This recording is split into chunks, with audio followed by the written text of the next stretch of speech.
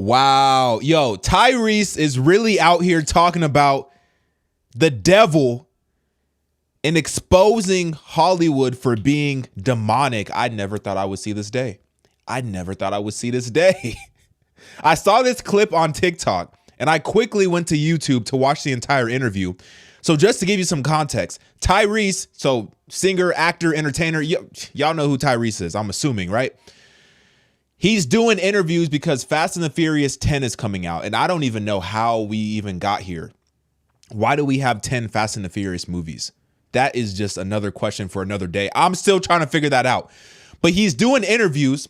He went on this very popular radio show called Big Boy in the Morning, and he started talking about the devil and Jesus Christ, and he started to share his testimony. And I want to really share this with y'all because I just thought this was really cool, and I want to know what y'all think about this. So he's going to talk about his testimony of how he actually got the Fast and the Furious role in the first place. But then y'all need to stick around and y'all need to make sure that you watch this entire video, because then he starts talking about the devil in Hollywood and he really starts to expose some things, and something happens as soon as he starts talking about the devil in Hollywood. Something very, very, very interesting happens, and you have to watch to be able to find out what it is. But y'all, I don't think I've said this in a few videos, but make sure you pray today. Make sure you spend time with God. Make sure you read your Bible. Make sure you spend intimate time with your Father in heaven. Make sure that he knows you. All right. That's the most important thing. So like this video before we get into it. Subscribe if you have not already. Let's go. It's true. So I did. I don't know how much time I got because I really want people to know this because they'll be encouraged by it. So John Singleton for 7 years, rest in peace, West Coast legend. At least 7 years, and Ice Cube can tell the same story. When John locks in on you and feels like you are the guy and you got next, he tends to look at what we doing in music, and then he'll have his favorites and say, you the one. So for years, he literally stalked Ice Cube and would not let up until he finally got him to say yes to doing Boys in the Hood. Same thing happened with me.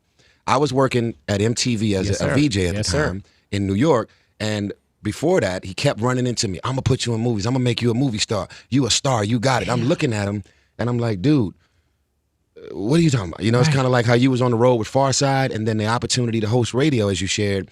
You kind of struggle between, like, do I let that go to go into something that I never seen coming and never asked for, never desired it? I don't study people in radio because I want to do radio. So when God bless you by default, it's one of those things where you're here, and sometimes you can find yourself struggling with the gift because it's nothing that was ever in your plans.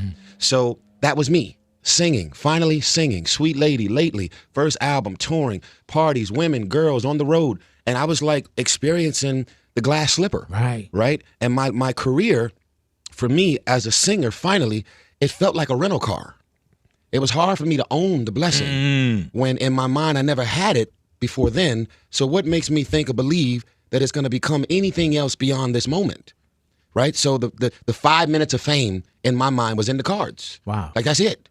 So now, 25 years later, as I look at my life, and it reminds me of you, especially after the story you just told, we wake up every day and we still can't believe our life. Yeah, man. And we're in disbelief, and we're so grateful to still be here because nothing about the plan or the idea of the visions or what we envisioned for our life included this. Right. And yet it's still here. So I had to get out of the headspace that my life and my temporary career is a rental car, and I had to figure out a way to own the blessing. Because when you own it, you negotiate different. When you own it, you protect your wife and your family, and you don't allow everything and everybody to get access to you. Because now when it belongs to everybody, because it's a rental, you let them get in your car with strawberry soda and mud on their feet, messing up the carpet because you don't care. It's fleeting. It's like the high of being in a limousine for your prom. At some point, whatever you wearing, whatever I'm wearing, this outfit has to go back. The limousine is going back. So your brain doesn't arrive at owning the blessing because it feels like it's fleeting and it's going to go away. So imagine John Singleton, you're going to act. I'm looking at him like, dude, first of all, if you think I'm about to let my 5 minutes of fame and all the success that I'm suddenly having in music go off and chase something that I'd never seen coming now. I've been funny. Everybody know I'm funny. I love attention. Always had the biggest personality in every room. But what's that got to do with movies? But John had the vision, and he seen something in me that I didn't see in myself. And most people that know him would say the same thing. So I go from finally telling him yes to doing Baby Boy, but it was after I had to change my number because he was calling me multiple times a week. Did you change it? Like, I'm changing it because of John Singleton, or was it just around that time? No, I had to change my number because John Singleton kept calling me, telling me that he wants me to be in movies, and he was shooting Shaft at the time. Right. In New York, where I was doing MTV Jams in New York. And so he's got a little more aggressive, and I think that the role that Busta Rhymes played in Shaft is what he wanted me to do. Oh. Right? So I told him no, and told him no again, and then I ultimately changed my number because I actually started running out of excuses of what I could say to him to get him to understand that I don't even know what that is, and I'm more afraid of that because I never had that in mind. So to go from, then I finally said yes to Baby Boy after I watched the film The Hurricane with Denzel Washington. Yes, sir. And after I seen The Hurricane, I finally said yes to a film called Baby Boy. And Baby Boy was written for Tupac. And once Pac passed and died in Vegas, tragically, John was so devastated that he put the Baby Boy script on the cabinet. He shelved it. He was like, no one's going to do this. I literally wrote this. Jody is Pac. And since he's gone now, I can't do nothing with that movie until he met me. Wow. And Did he share that with you beforehand? he did. Does that put a pressure on you? Of course it did. Wow. This is why Tupac's mural was in my bedroom. Gotcha. At the house. Yeah. So he was like, well, you were supposed to be in this movie. You were supposed to be Jody. But because you're not here anymore, I'm going to put as many songs in the movie of Pac. Gotcha. And he's going to have the mural behind my bed. Gotcha. But yeah, Jody was supposed to be Tupac. So when you do something that's like a classic, like Baby Boy. All right, look. He's explaining the process of how he went from Baby Boy, which is his first movie, to ultimately being in Fast and the Furious. So he's explaining this process, and he's explaining his testimony of how this all happened. Hang in there, because there's going to become a moment where things start to shift and the conversation shifts, and we get onto a very spiritual topic. All right, so hang in there, but just listen to this part just so you understand the context before he gets into that spiritual conversation. And then how does Hollywood recognize you even more when we start thinking about franchises like Transformers and So Baby Boy happened. Denzel Washington, I've told him this story. I said, man, when I seen The Hurricane, everything that John Singleton, rest in peace, was trying to get me to see and realize, I never seen it or realized it until I seen his performance in The Hurricane.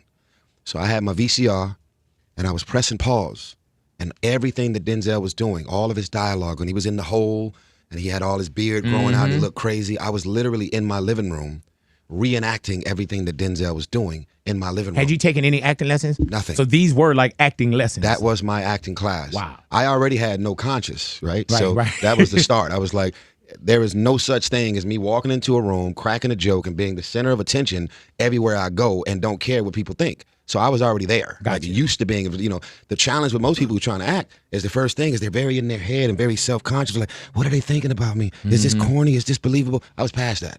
Yeah. Right? And so after we did Baby Boy, here's a full circle God moment. Denzel was about to direct his first film, The Antoine Fisher Story. And everybody was buzzing about my performance in Baby Boy before it was released.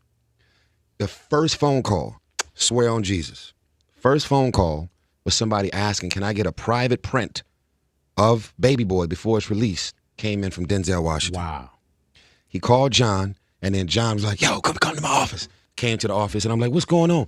I told you you was a star. I told you. He's like, guess who just called me, N-word? And I said, what? He said, Denzel Washington. I said, what do you mean? I said, for what? Yeah, man. It's like, right, and he's like, he's about to make his directorial debut, The Antoine Fisher Story, and he heard everybody's talking about your performance who's seen the movie, and he wants to see your movie. He wants me to send him the print of Baby Boy to his house. He wants to see it because he's got you in mind for Antoine Fisher, and the rest is history. Man. But that movie, Baby Boy, got passed on to some executives at Universal. I have no idea how Baby Boy and Fast and the Furious has anything to do with each other. Man, But and you shouldn't. at the time, But like that's you all say, God. it's God. Yeah. It's all God, right? Because, we should, as believers, we should go the rest of our life trying to figure out God. That should be an everlasting hunt. I wasn't expecting to hear that. Because I'm watching this interview and I'm kind of thinking, okay, I understand what he's saying. You know, he feels as if God blessed him to be in that position, to be in Hollywood and to have this career and to be in entertainment. Okay, that's fine. I think God can use people in different careers and different avenues of this world in order to make an impact. Okay, that's fine. But then when he said this, let me run this back.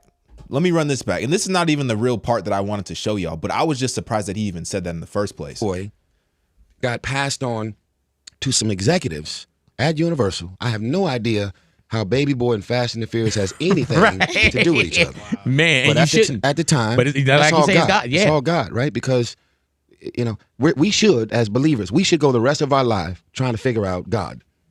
That should be an everlasting hunt. We should go the rest of our lives trying to figure out God. That should be an everlasting hunt. So at this point in the interview, this is when it starts to get even more and more spiritual. And it gets to the part where he starts talking about the devil in Hollywood. All right? So hang in there. Mm-hmm. Like, what, how did I get to here? And man, I was at the gas station and I was just thinking about my auntie and my cousin was there. And, you know, whatever those coincidences are, that's been my life. And that's what keeps me curious about what God has next. Yeah, what's next? My eyes is like a 3-year-old, just curious, like Christmas, like, you know. So Baby Boy is out. And then Vin Diesel, okay, who I love. Did not know him at the time, but they had did part 1. Mm-hmm. Did you see part 1 in No. the theater? You never seen? Never. Okay. I've never seen part 1 to this day. Okay. To this Actually, day? To this day. No, Wow. to this day. Never seen to this day. And that's no disrespect. Right. So what happened was, and I'm gonna tell you why, right? And because John Singleton gave me that advice. So fast forward, Baby Boy happens, and then Vin and the studio at the time got heavy in negotiations, and they could not make a deal for Vin and the director to come back to do part 2. So then that's when the opportunity for me to slide in and do Too Fast, Too Furious opposite Paul Walker presented itself. And I was like, you know, I'm not going to mention what they were negotiating, but it was a real number. He went from that number trying to get that number, and the studio and him just fell apart. And then the opportunity for me to slide in to that happened because Was they couldn't Vin in make it. 2? No, sir. Whoa! I remember I forgot that. about that. It was me and Paul Walker, and then Y'all saved the franchise. No, just playing. No, there wouldn't Call be it no like it is. There wouldn't be no franchise Without you. No, if they didn't start it. Okay, yeah, we that's true. came in for part 2. All right, we all sorry. did our job, you know. So this is the other full circle moment. While I was in the meeting, this is me, Big. Like, you got to remember, I'm looking like I don't know how I got here. Right. And if you start asking me questions, I'm going to look at you because whatever opinion I may have, like, it's very clear I don't matter. I just got here. So as I'm in the in the meeting after they said we want to cast you to be opposite Paul Walker, I'm like, wow, right? So I'm gonna put this out there. I got $150,000 for Baby Boy, and I think I got $1.3 million for Too Fast, Too Furious.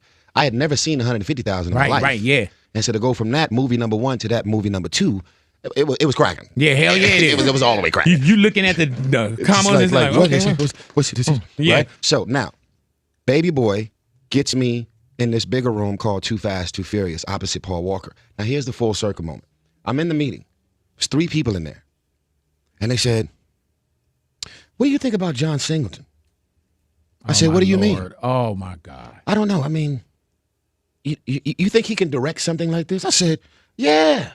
Yeah, he can direct something. Like, John can direct anything. I'm now his best salesperson in a room when every word that's being put on my, everything I'm saying, I'm like, I just got here. I don't know how to pitch you into having John to direct anything. I don't know how to words. I just got here. I don't know how to talk you I don't into know this anything. language. I don't know this language. I'm about to say, man, that's the homie. Yeah, that's That's my N-word. Yeah. You know what I mean? Of course, you man. Hey, man, we both on the hood, man. Hold on, let me chirp him right now. John, hold on, homie. Hey, Ninja, listen to him. Nah. Just bought some Chuck Taylors and Dickies last week. Yeah. I was just at his crib with the barbecue, me and my man. I was like, man, I could really mess this pitch Right. up Yeah. because I don't know what I'm saying or doing, and I don't know that what I'm here to say is going to talk them into saying yes to John. Right. They said yes. So he's basically saying the director that got him into the industry in the first place, John Singleton. John Singleton was the person that put him in the role, in his very first role that gave him his big break in movies. And now he's saying it came full circle because that director, John Singleton, he actually helped John Singleton direct Too Fast, Too Furious, which was his second movie. And so he's basically saying it all came full circle. Hang in there. I know it's a long story, but just hang in there. He's going to get to the part that I want to show you, all right? My first movie, John put me on. John Singleton directed me and Paul Walker in Too Fast, Too Furious. You can't write that, bro. No way. Yeah. If that was the script, people be like, oh man, it was real until it got to this part. Yeah. Like, I got fake right here. So as you can imagine, Too Fast, Too Furious, and then John put Ludacris in Too Fast, Too Furious as well. So now the Roman and Tej duo started there. Now we 20 years into it. Visionary, bro. And so as you can imagine, the overwhelming feeling like, wow, you know, no John Singleton, no Paul Walker, and I'm still here. And just kind of like, you know, not feeling like, man, is something going to happen to me next? That's not the feeling. It's the pressure of, I got to make them proud. Right. I got to do whatever it takes to keep Van up, to keep the Walkers up, his daughter, Cody. That's why I'm running around doing Fuel Fest. Like, you know, it's like, yo, whatever I could do to make sure that we keep each other up. John Singleton's son, his seventh child, he named Seven, is best friends with my daughter, Soraya. Damn. They're doing play dates at least 3 days a week in Atlanta. So it's a tribe. And I'm looking as a person who is overwhelmed with what God has decided to put me in and has done over my life. Even when I've went above and beyond to mess it up myself, God says, I still got you. I love it. And that's what allows for me at 44 years old to still feel like I'm a 3-year-old who's experiencing Christmas every single day, what I drive, where I go, the people I get to meet, the relationships that I still have over all these years, the laughter that is still in my soul, even though I got every reason in the world to sometimes be depressed and sad and emotionally and psychologically wiped out. Right. Look at my life, bro. I'm on my way. I got Kim Burrell. Yes, man. You know, I used to Over write here. for her too, right? You used to write for her. I love that. Yeah, man. We share a lot of the gospel opinion come from me. Wow, got you. So we got Kim Burrell. Hey, Kim was like, "You going to hell, son?" You should stop. Kim was like, stop right she was like, "I don't know if the Lord know you playing or you serious. Like, you know, I don't know if these jokes are lies, baby. You know what I'm So saying?" God will send you the desires of your heart, I hear you, brother. right? Imagine being a motherless child, you know, Yeah, man. intimately. Yes, sir. And then God says, I know what you desire, and I'm going to send you your mother via Kim Burrell. I love it. And the talks and the laughter and the bonding and the conversation, that was never there. Now, people know I didn't have the best relationship with my mom. So as a son, I was loaning for the relationship to be better while she was still here. Yes, sir. So I really started loaning for that relationship once she transitioned. So God will send you all of the desires of your heart. And that is something that I want everybody who can hear this interview to know. As much as I'm supposed to be promoting this movie and talking about my album, I just This is the part right here. feel like we're in competition right now because they are trying to normalize the devil. They are trying to populate. The devil is on the main stage at award shows and in every video and Yeah, man. signs and symbols. And I said, you know what? We need to stop treating our relationship with Jesus like the little buddy that you talk to before you go to bed at night and not be more vocal about all the things that God means to us and all of the things that God has brought us through. Because there's been a lot of moments that you didn't post about, but yet you know, how did God decide to get me through this? Yeah, man. Amen. And yeah, they going above and beyond to promote the devil. And it's pissing me off because they used to devil worshipers used to be real secretive, Oh, like yeah. going down in the basement, this Yeah, secret man. world. Now they just Now like, they on the device too. Yeah, Believe they- that. yeah. I do want to come back and I want to talk to you about Fast 10. You see how fast he switched the subject?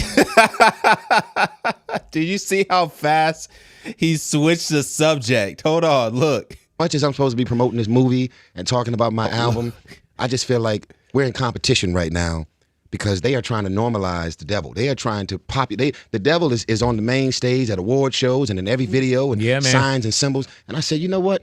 We need to stop treating our relationship with Jesus like the little buddy that you talk to before you go to bed at night and not be more vocal about all the things that God means to us and all of the things that God has brought us through. Because there's been a lot of moments that you didn't post about, but yet you know, how did God decide to get me through this? Yeah, man. And yeah, they going above and beyond to promote the devil. And it's pissing me off because the devil worshipers used to be real secretive, going down in the basement, this secret world. Now they just they on the device too. Yeah, Believe that. Yeah. I do want to come back and I want to talk to you about fast. You see how fast he switched it? He said, yeah, I believe that. Them devil worshippers, they go crazy. I do want to come back and talk about this movie, though, because that's the reason you're here. We don't really care about all that devil stuff. Keep it low. Keep that devil stuff low. Let's talk about the movie. Yo, okay. I want to show you this last part, too. Let me pull this up, though. But that's so true what he was saying. And regardless of what you think, you know, about Tyrese and what he's done before, the projects that he's been a part of before and stuff like that, you can't deny what he's saying right there is facts. The devil is so bold right now, and people are so filled with pride to show how disobedient they are against God. And it's the number one thing that's being promoted right now. I don't think we've ever seen a time where the devil has been on mainstream stages as much as today. I could be wrong. You know, I'm still fairly young, so I don't really know all of the history and you know, all of the dark and demonic stuff that's been going on in the music industry. But from what I've seen in entertainment and music and media and children's shows and social media and everything, the devil is on the forefront, and we need to be vocal. Just like Tyrese was saying, we need to be vocal about our relationship with God, because the people who worship the devil, they're vocal about their relationship with the devil. So why can't we be vocal about Jesus Christ? But let me show you this last part right here. I think it's 36. I'm gonna put it like right here. All right, let's get back to it. Right now? No, I'm not. Yeah, but I'm sure he arranged the neighborhood, put up a couple houses, and done a couple things. Hey, Big, if you don't mind, man, because so many people in the city that we love and be loved by is carrying a lot. And like when we talk about the devil seem to be way more popular than the relationship with Christ. If it's possible, man, can I just close this interview out with a prayer from Mama Kim Burrell to bless the city? Brother, if please. y'all don't mind that, I understand. Hey, brother, there's no such thing called too much prayer, bro. Okay, thank you. No such thing called too much Mama prayer. Kim Burrell. Kim Burrell, There's the hello there, homelessness out legendary. here in LA. There's so many people who are going through a divorce and foreclosure, homeless. They were living their best. Who is Kim Burrell? Who's Kim Burrell? I don't know who Kim Burrell is. Hold on 1 second. Do y'all know who Kim Burrell is? Should I know who Kim Burrell is? I don't know who Kim Burrell is. Kim Burrell. Is she a singer? Singer, songwriter, gospel singer, songwriter. Okay. Sorry for the disrespect. I didn't know who that was. So singer, songwriter, gospel singer. All right. It's like they got degrees on the wall. They got their whole family sleeping in sheds in downtown LA. And even if you're in mansions, the mental, emotional, and psychological warfare has been real for most of us. So this is my mama right here, and I just want her to bless everybody with a prayer. Don't crash closing your eyes driving, okay? But just receive this prayer from Mama Kim Burrell. Here we go. Dear God, thank you. You're everything to us. You're everything through us. Without you, we are nothing. Thank you for your love. Thank you for your healing. Thank you for your protection. Thank you, dear God, for your guidance. For every person that sees and hears this, do more for them. Be more through them. Thank you for all things, God. In Jesus' name, amen. Amen. Thank you, sister. Appreciate you. Thank you, Tyrese. Man, like I said, you know, I don't know how y'all feel about Tyrese. I don't know how y'all feel about maybe some of the things that he might have said or done or was involved in the past. But, you know, the fact of the matter is we all have a past. We're all trying to figure this thing out. We're all trying to get closer to God. And the fact that he, you know, took this platform and took this promotional run that he had on one of the biggest, this is one of the biggest morning shows in Los Angeles. The fact that he, you know, was bold in his speaking about Jesus Christ and was bold about exposing the devil in the industry, it says a lot. You know, it says a lot. And, you know, I think that we should keep praying that he continues to do that and that he continues to draw closer and closer to God. So let me know what y'all think. Get in my comments. Let me know what you think about this interaction, about this interview. And subscribe if you have not. Liked this video. I'm out, y'all.